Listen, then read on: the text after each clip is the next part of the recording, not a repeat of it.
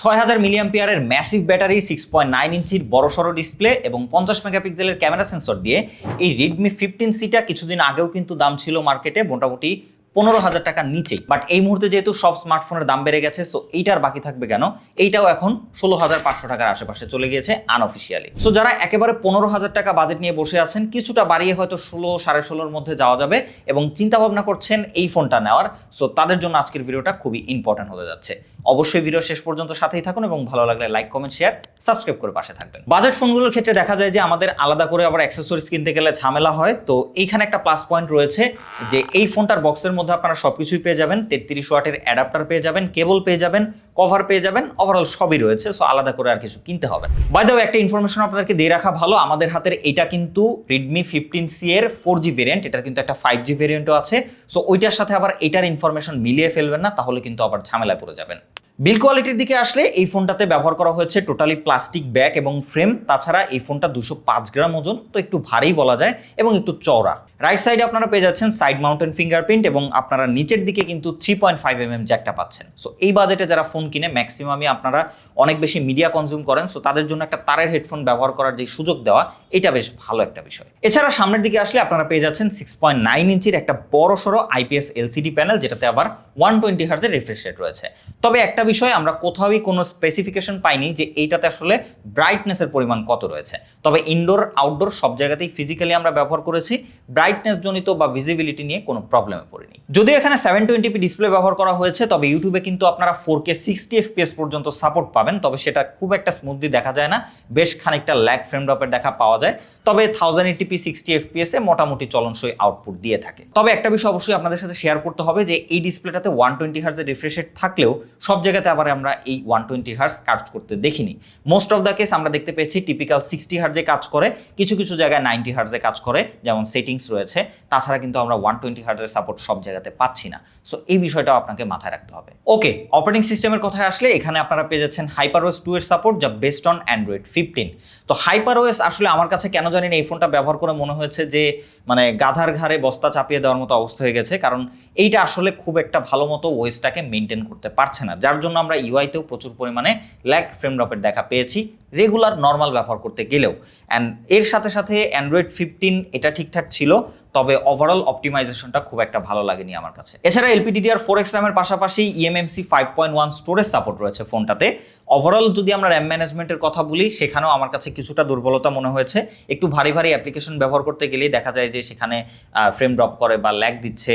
আবার মাল্টিটাস্কিং এর ক্ষেত্রে আপনারা অনেক বেশি অ্যাপ্লিকেশন ব্যাকগ্রাউন্ডে রান করতে পারবেন না, কারণ এখানে র্যামের স্বল্পতা রয়েছে। সো লাইট ওয়েট অ্যাপ্লিকেশনগুলো ইজিলি ব্যবহার করতে পারবেন, সেখানে প্রবলেম হবে না। পারফরমেন্স সেগমেন্টে ফোনটাতে ব্যবহার করা হয়েছে মিডিয়াটেকের Helio G81 আলট্রা প্রসেসর, যা কিন্তু একটা 12nm এর প্রসেসর, এবং এইটা থেকে আমরা আন্তঃতুস করে স্কোর পেয়েছি অলমোস্ট 3,50,000-এর আশেপাশে।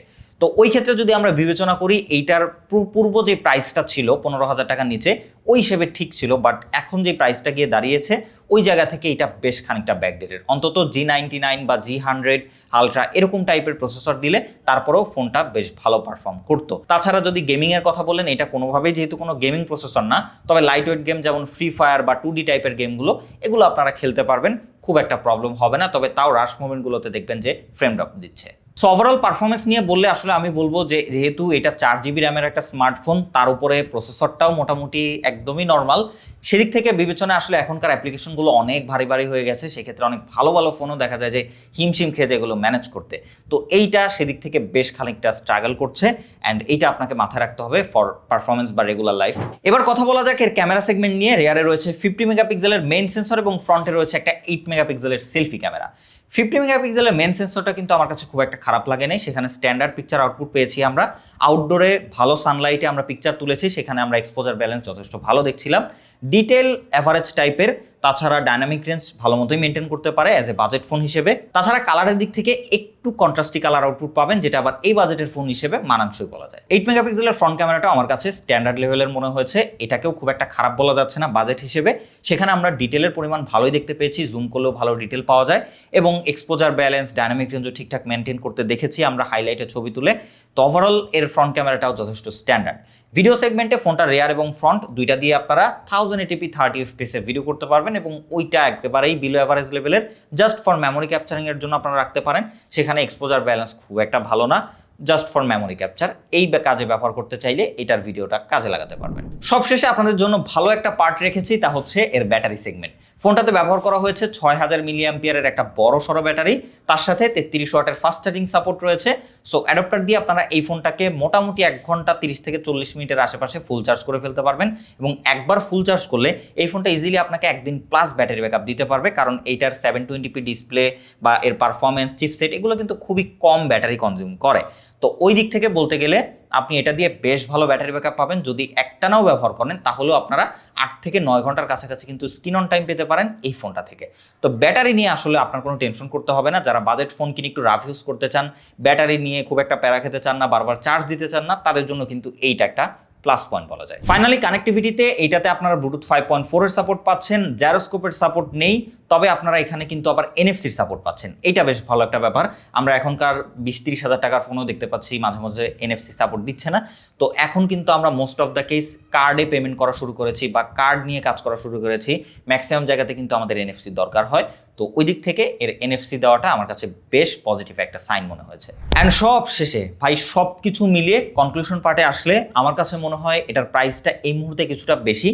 যখন এটা 15,000 টাকার নিচে ছিল তখন এটাকে ভ্যালু ফর মানি বলা যেত, বাট এই মুহূর্তে কারেন্ট সিচুয়েশন হিসেবে আবার বিবেচনা করলে ঠিক রয়েছে, কারণ এখন কিন্তু আবার সব ফোনেরই প্রাইস বেড়ে গেছে। সো আপনি যদি একটা শাওমির ফোনই কিনতে চান এবং লং ব্যাটারি লাইফ সহ বড়সড় ডিসপ্লে সহ একটা ফোন কিনতে চান, তাহলে হয়তো আপনারা এটা দেখতে পারেন। তবে এইটার যেই ড্রব্যাকের জায়গাগুলো রয়েছে সেখানে আমার কাছে মনে হচ্ছে যে পারফরমেন্সটাকে আসলে কাট আউট করাই যাচ্ছে না। রেগুলার লাইফ ইউজ করতে গেলে আসলে এটা দরকার হয়। সো এখান থেকে আমার কাছে মনে হচ্ছে এটা খানিকটা পিছিয়েই রয়েছে বাজেট হিসেবে। তো ভিডিওটা যদি ভালো লেগে থাকে অবশ্যই লাইক, কমেন্ট, শেয়ার, সাবস্ক্রাইব করে পাশেই থাকবেন। দেখা হবে নেক্সট কোনো ভিডিওতে। সেই পর্যন্ত আল্লাহ হাফেজ।